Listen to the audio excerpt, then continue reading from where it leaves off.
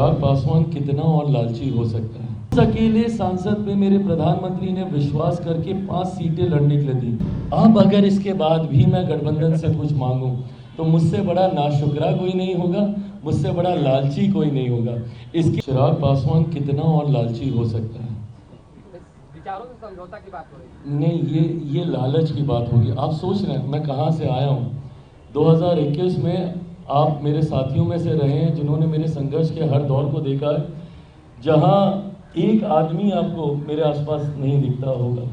संभवतः कहीं कार्यक्रम करना है तो 10 लोग कहाँ से आएंगे, कौन उस व्यवस्था को तैयार करेगा। ये मुट्ठी भर लोग जो हमारे साथ थे वो इन चीज़ों को ऑर्गेनाइज करने का काम करते थे। ऐसे में 2024 में अकेले सांसद की पार्टी, और जिसकी पार्टी को 2021 में तोड़ दिया गया था, उसे घर परिवार से निकाल दिया गया था, उस अकेले सांसद पे मेरे प्रधानमंत्री ने विश्वास करके 5 सीटें लड़ने के लिए दी। आज जब स्ट्राइक रेट की बात होती है कि मैंने 5 की 5 जीत के दी, वो तो सेकेंडरी है ना, पर ये विश्वास ही होना कि आपको 5 सीटें दी जा सकती हैं और आप जीत सकते हैं, ये विश्वास ही बहुत बड़ी बात है जो मेरे प्रधानमंत्री ने मुझ पे किया। उसके बाद उनके विश्वास पे मैं खरा उतरा, वो सेकेंडरी था। 5 सांसद मेरे जीते, 1 सांसद वाली पार्टी के 0 में 1 विधायक बोलने लगा था, पर जो जीते भी थे वो भी दूसरी तरफ चले गए थे। तो 0 विधायक वाली पार्टी को 29 सीटें दे दी जाती हैं चुनाव लड़ने के लिए।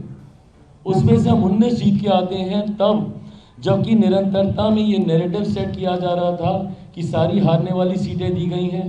दहाई का आंकड़ा भी चिराग पासवान की पार्टी पार नहीं कर पाएगी। एंड जो कि इनोवेट डाटा के हिसाब से देखें तो सही भी था। 29 में से 26 हारी हुई सीटों पर मेरे प्रत्याशी चुनाव लड़ रहे थे। बट उसके बावजूद ये विश्वास होना गठबंधन का कि आपको 29 सीटें दी जा सकती हैं और आप उसमें से 19 आप जीत कर आते हैं। 2 मंत्रियों को पहले उसमें शपथ भी दिलवा दी जाती है।